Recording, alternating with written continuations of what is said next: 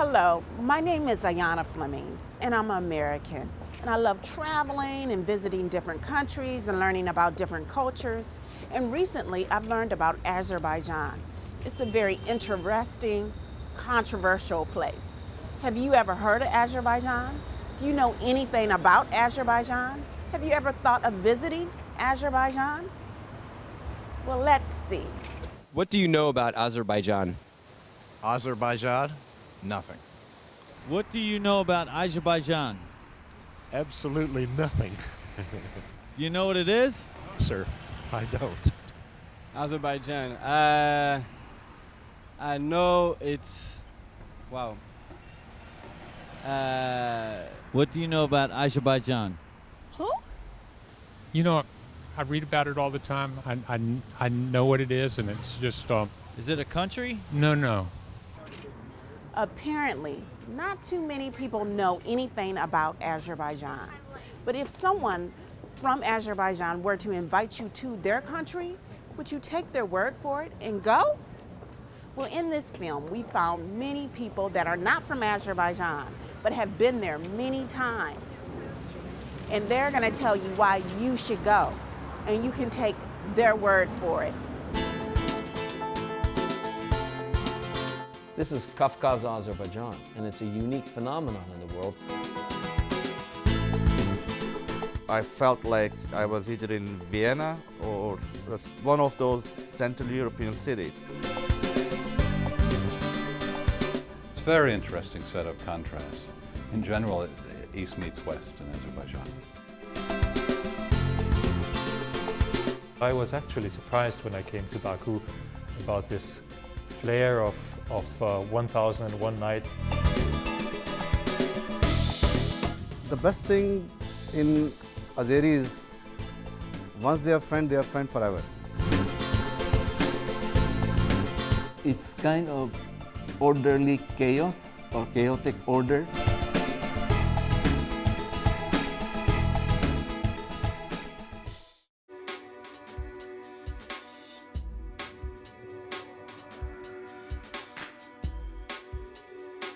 Ten-year back, first time I landed in Baku, we took a cab, and from the airport to till downtown, total jungle.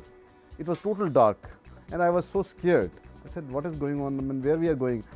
Is this guy taking us in the right place? Are we going in some city, or what is this? But today, if you look at Baku, thanks to your president and his son, really great. I mean, now if I got down in the midnight over there, I could see I'm really in a Western world.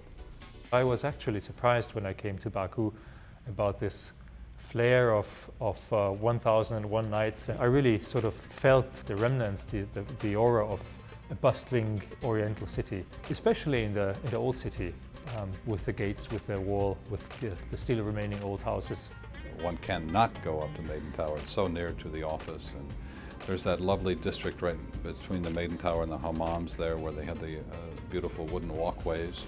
I like that district very much. I did climb up on Maiden Tower a few times, and I know the story why it's called Maiden Tower, of the princess who jumped down into the sea, which then still was at the bottom, to save her honor, I think.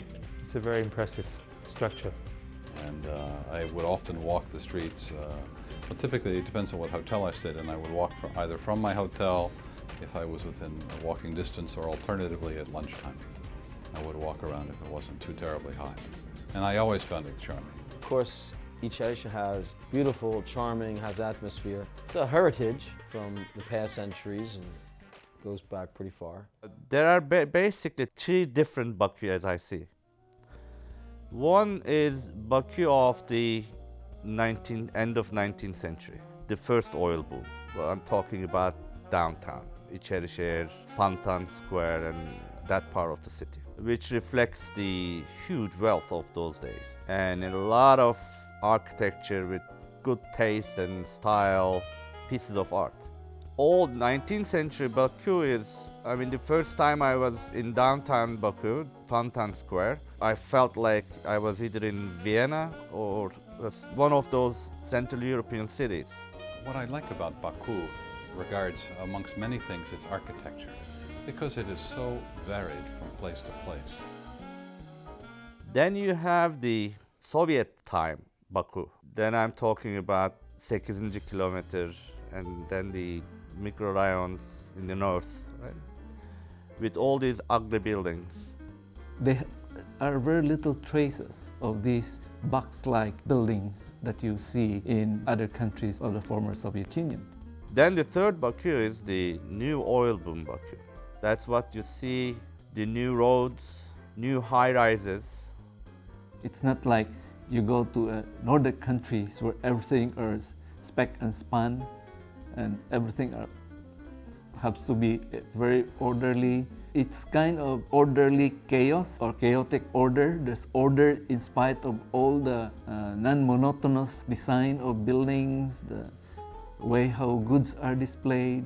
Baku architecture is something, a mixture of East and West.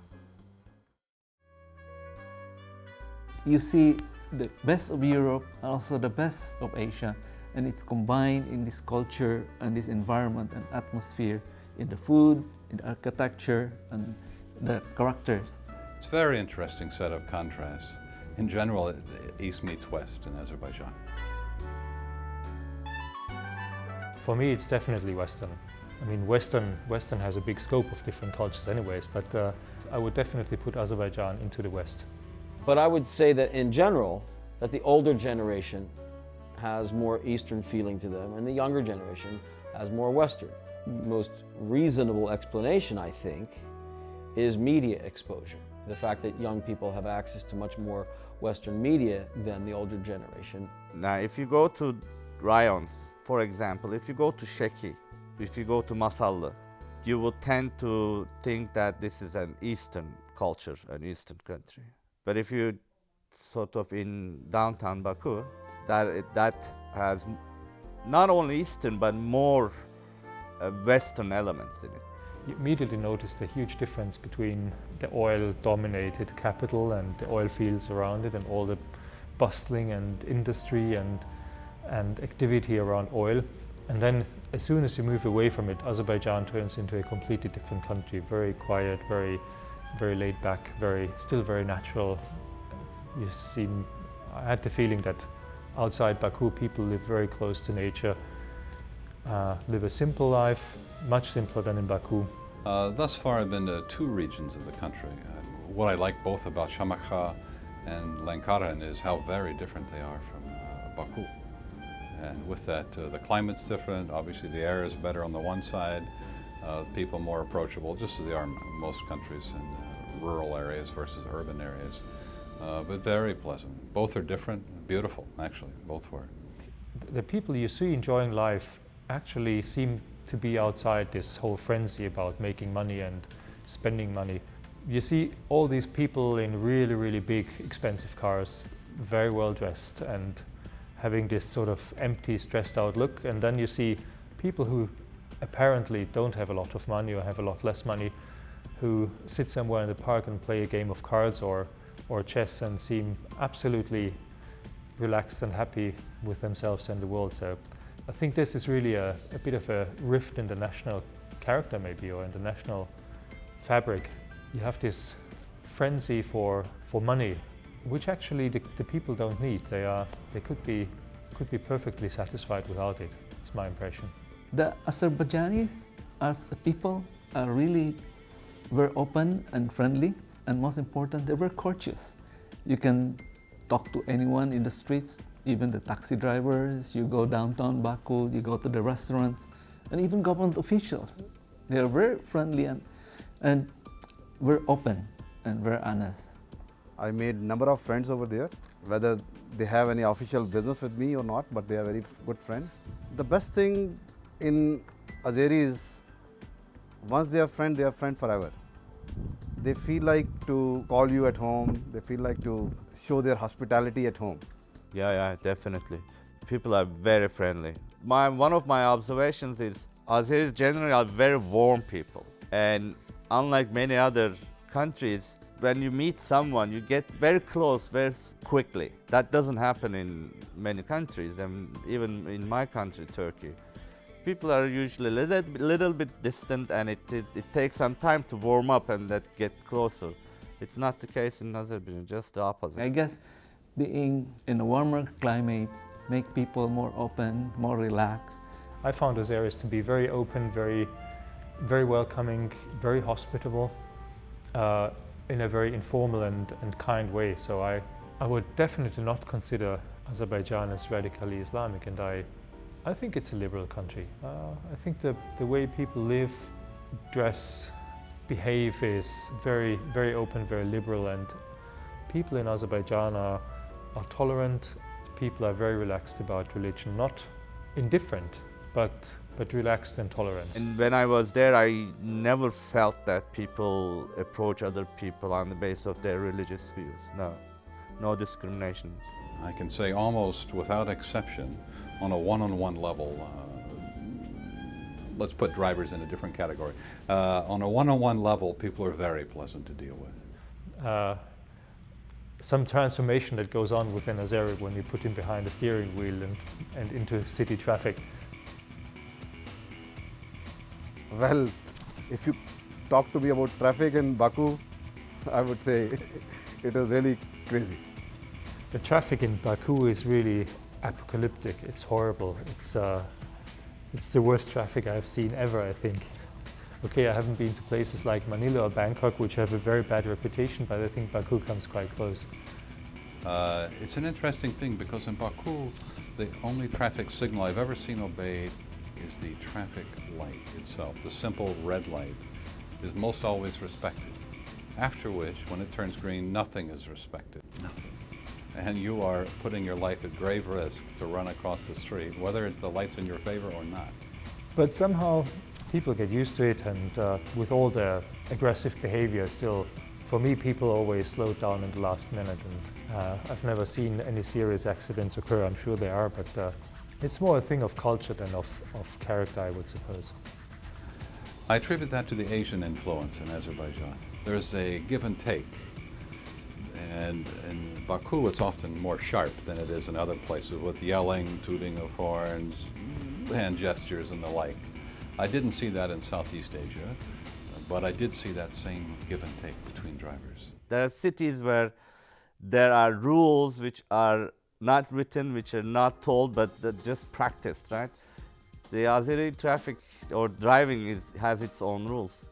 In general, compared to other Asian countries, such as maybe perhaps Bangkok or Manila or Jakarta or India, New Delhi, traffic in Baku is much more orderly than in these countries. So it's less chaotic.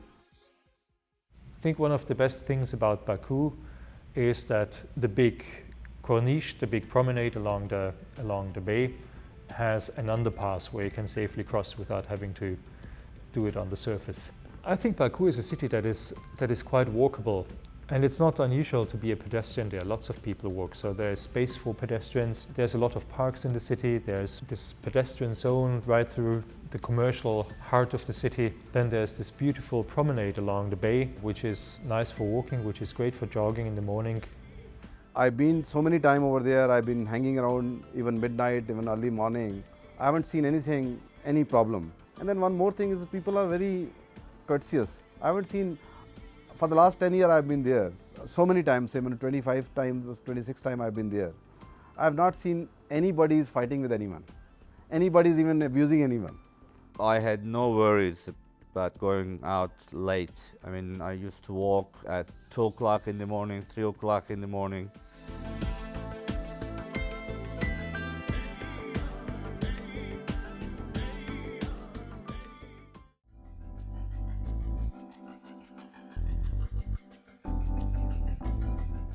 The hotels are very safe. They are Western hotels with modern amenities, cable, satellite TV, mini bars.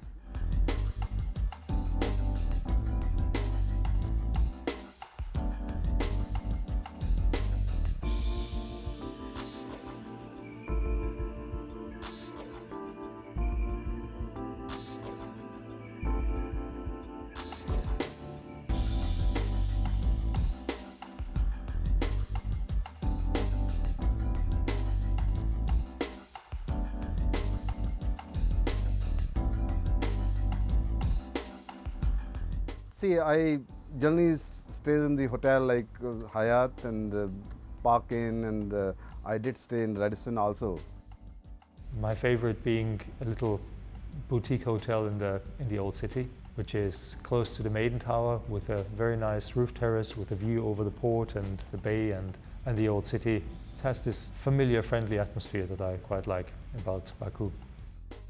Baku, I think, has a wonderful scene of restaurants and of places where you can go to for having drinks, for meeting people, for dances, for entertainment. First time I was there were only few restaurants you can go to. Obviously then after 95, 96, 97, places started mushrooming. If you go outside, there are a number of discos. It's a very good nightlife. Then we can see the karaoke's. I've been to karaoke's over there. I did sang number of songs over there. You can have very European pubs where a lot of old workers also go and expats downtown. The most interesting and I would say the most enjoyable ones are the local Azeri restaurants where you can have an open space with a lot of open tables. There are also caravanserai restaurants. These are former stops of merchants along the Silk Road.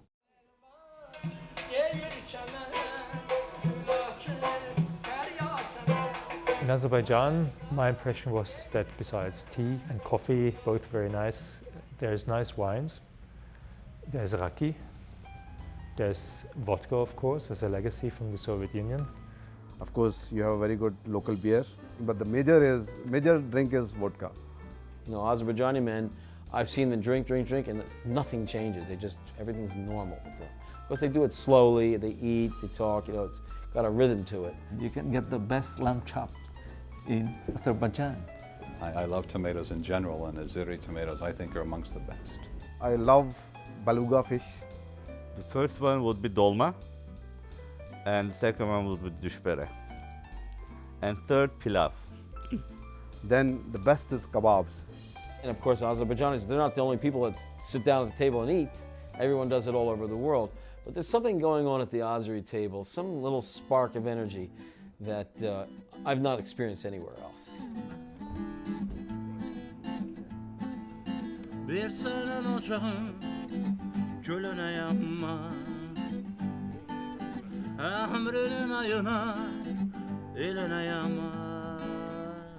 I have an ambition. I would love to one day open up a really fine Azerbaijani restaurant, you know, here in Cherry Hill, New Jersey. I think it'd be a great thing.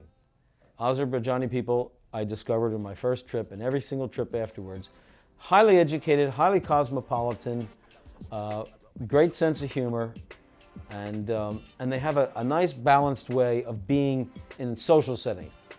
It's common for Azerbaijanis to know more about things about America than many Americans. I know Americans that don't know the capitals of the states, but Azerbaijani people, they rattle off the capital of our states. I think, why did you even bother to learn that? You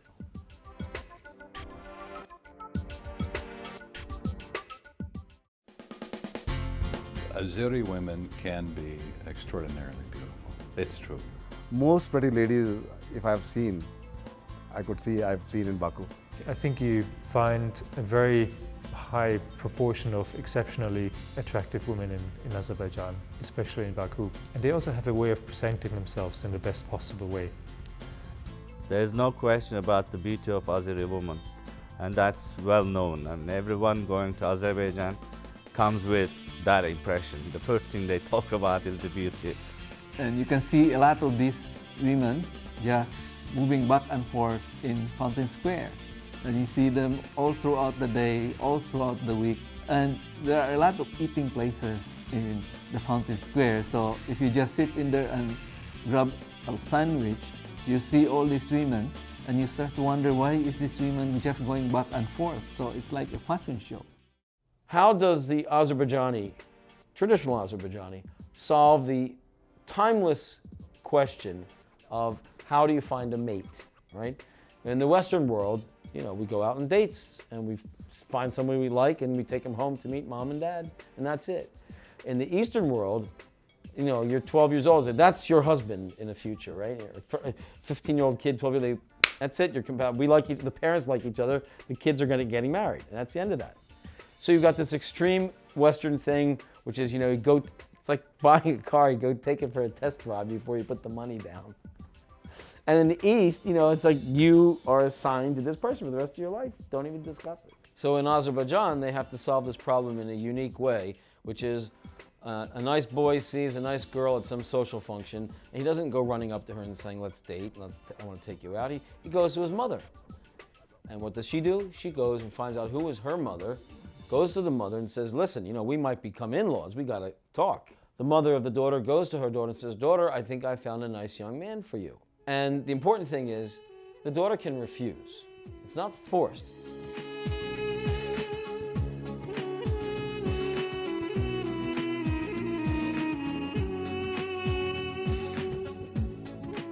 I like Azerbaijani music very much, and I still have many CDs. I still listen to Azeri music. The Azerbaijani mugam is one of the greatest forms of music that was ever invented by human beings. There was such a positive feeling in me. There was no skepticism like, oh, what is that strange instrument? It didn't feel strange at all. It just felt like some door was opening to a realm of knowledge and experience that I had been waiting for all my life.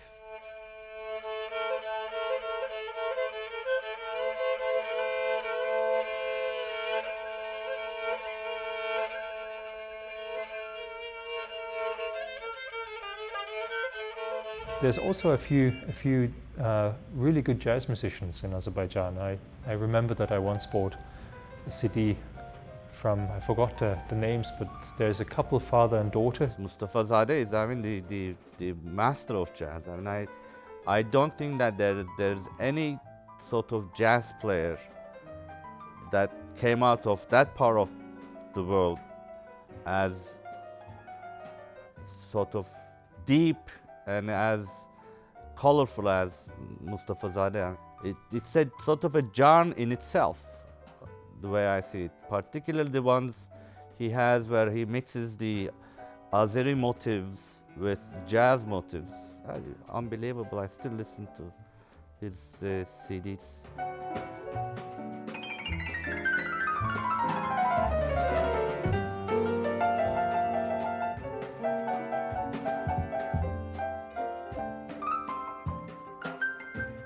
I have a huge recommendation for everyone who goes to Baku. The Carpet Museum is really something that is absolutely worthwhile seeing. Even for people who know nothing about carpets, even for people who don't like carpets, who hate carpets, this museum is something really impressive. You know, there are no carpets in the world like Azerbaijani carpets. They are astonishing. They are not merely beautiful. I mean, Persian carpets are beautiful, Indian carpets are beautiful, but Azerbaijani carpets are mind-boggling, they're intriguing. Azeri carpets are really something of amazing aesthetic value, and I think it was one of the most interesting museums I saw in my life.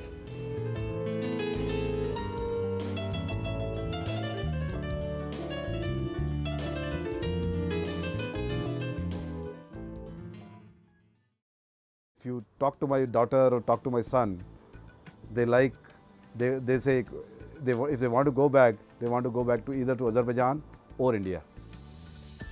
But I must say I feel not very far from home in Azerbaijan.